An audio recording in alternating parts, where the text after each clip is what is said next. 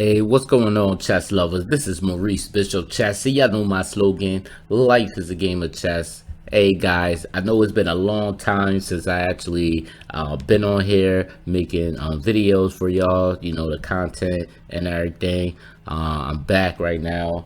I've been working some crazy hours, guys, and everything. You know, taking care of family and everything. So everything is pretty situated now. So now I'm here now, getting ready to show y'all some beautiful chess game. All right. So guys, in this game, I actually played against a FIDE master. His rating is 24-31. Had a chance to beat him in 24 moves.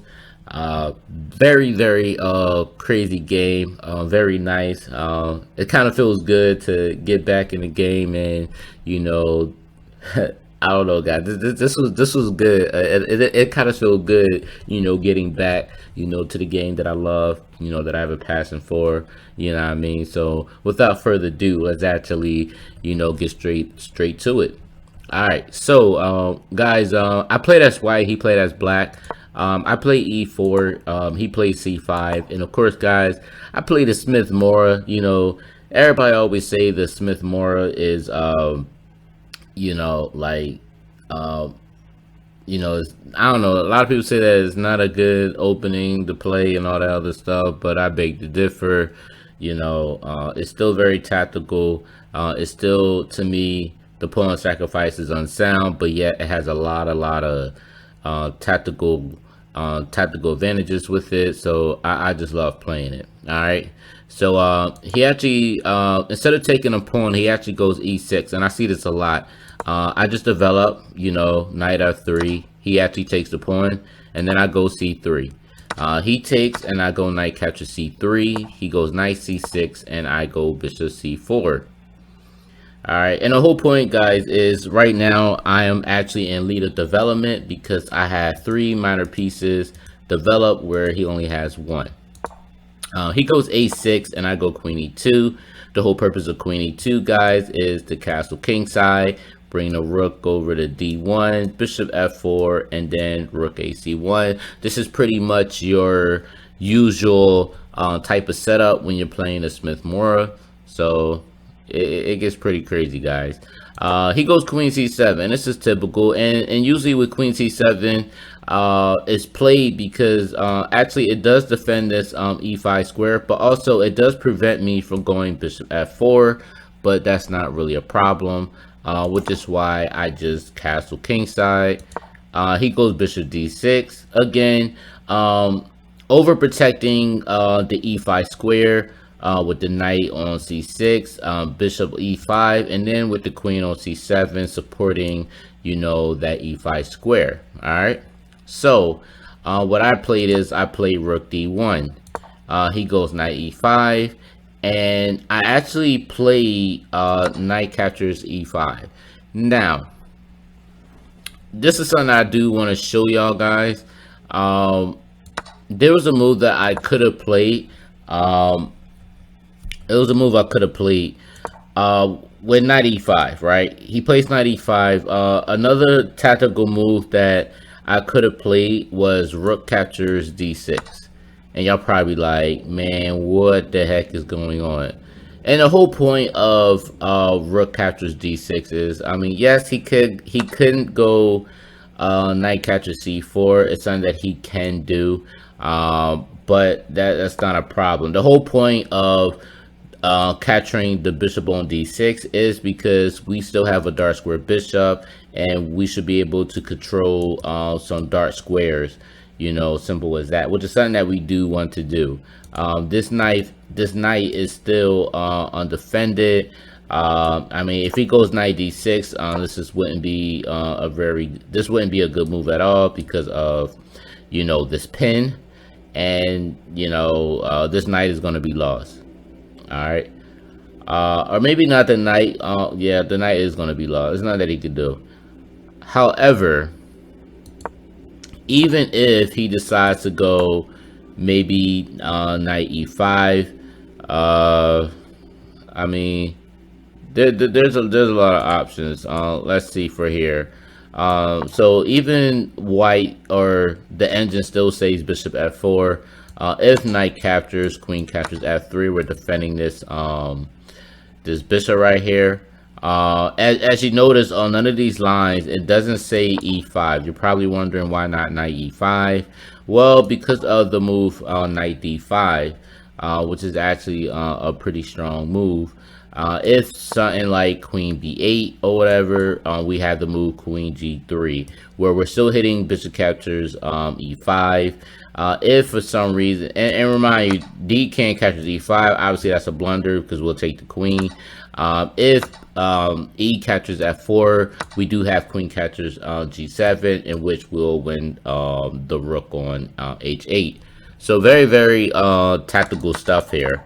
Another thing, guys, is even after I wanted to show y'all something. So let's say rook captures d6, right? And let's say queen captures d6. If queen captures d6, we have moves like bishop f4. If knight captures f3, we have queen captures f3, right? Now, if e5 is played, then we have this beautiful move, bishop captures f7. Notice, guys, that this both their pieces is not developed at all. You know, the knight and the bishop is not developed. The rook is still, you know, tied up. It can't move nowhere. This rook is still in the corner. And yet, this is an open game where we're threatening rook d1. We do have a knight d5 advantage as well. With this bishop captures f7 mode, if you know, king captures f7, we do have this beautiful move, bishop captures e5 check, which we will win the queen with bishop captures d6, and you know white is going to win this game. All right. Even if moves like let's say king f8, we do have this nice move with bishop g5, which is also pretty clever move too. Again, it's not like the king could take this bishop because the queen is defending, as y'all can see here. If knight f6, then of course we'll just go back to bishop b3, and then of course, guys, we are threatening rook d1 and then knight d5, which is pretty much a very, very strong attack. And as you can see in all these lines, you'll see that, you know, we have a plus 6 point something. You know, even if king e8,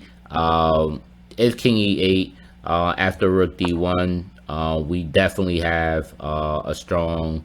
And instead of going to 6+, we have instead of a +6, we have a +7 now, which is definitely a big advantage for white.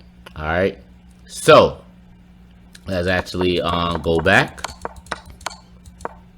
So those are just a couple of lines, and it's probably, and again, guys, these are stuff that, you know, you're probably not gonna see in a book or whatever, you know, but these are things that, you know, that I discover while analyzing my games, just seeing the best move. But yeah, rook captures d6 would have definitely been on that move. I actually didn't play that move, guys. I actually played knight captures e5 first, and then after bishop captures e5, I actually went knight d5. I was kind of a little surprised that he didn't go bishop captures h2. Again, guys, you know, I try to make things complicated. I mean, this is a bullet game, so, you know, I like to make things very complicated. Obviously, he didn't see it. He just takes my knight. I go e captures d5. The whole point of me going e captures d5 because I am threatening d on d6. Which is something that I'm threatening because I want to lock his pieces in. Me locking his pieces in almost seems like, you know, I'm actually winning back of material, because this knight or this bishop would never be in a fight, and this knight still not in a fight at all. So that was stuff that I was thinking about. And also, guys, I'm also thinking about the queen is still in front of the bishop, in which this bishop is pinned, meaning that he would not be able to, you know, move pretty much. All right. So my opponent, instead of moving his bishop out the way, he prevented me from getting this pass pawn to d6. That's what he did. So I just went f4. He goes knight f6 because he knew that his bishop was going to be lost. I just pretty much take his you know, his bishop. He takes, and then I go d6. He checks me, and I go bishop e5. I mean bishop e3. All right. So he goes queen a5, and then I found a nice shot. Instead of playing bishop g5, I decided to go b4. And the reason why I went b4 because I just wanted to open up some lines for the rook. To get that into play, but also guys, I'm also trying to figure out where this queen is actually going to go. All right, so my opponent actually took on queen captures b4, and then I go rook b1. He goes queen a3, and then that's when I go bishop g5.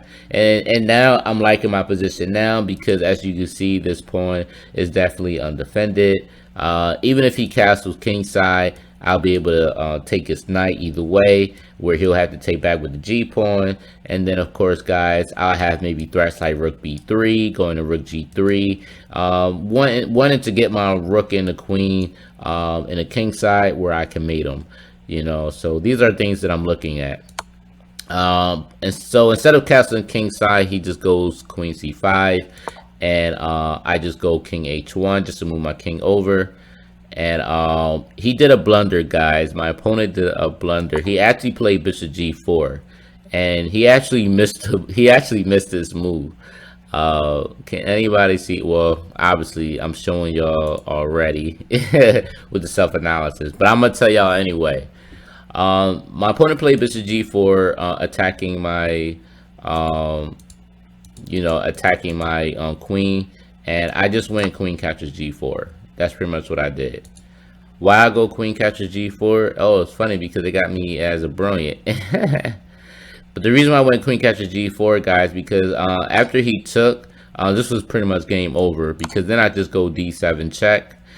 He can't go here because of the bishop on g5, guarding that d8 square.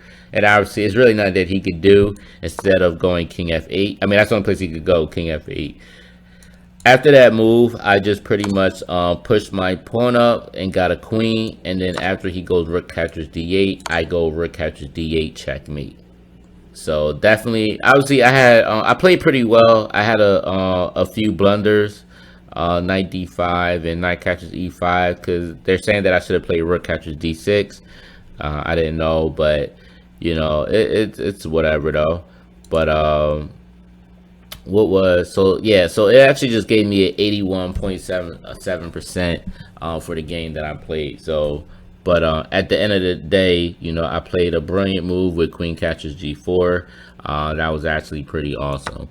So but anyway guys, I hope y'all actually enjoyed this beautiful game of me playing against the FIDE master. You know, I thought this was pretty good, and this was my first game of the night, pretty much, guys. My first game of the night, and had a beautiful win. So, but yeah, and I haven't even, I mean, I've been playing, but not as much as I have been. But I come back, and you know, this is what I did. So, again, guys, I am gonna be posting more video. Definitely, I'm gonna be doing more videos tomorrow, guys, as well as the day after that, and then of course, guys, Sunday through.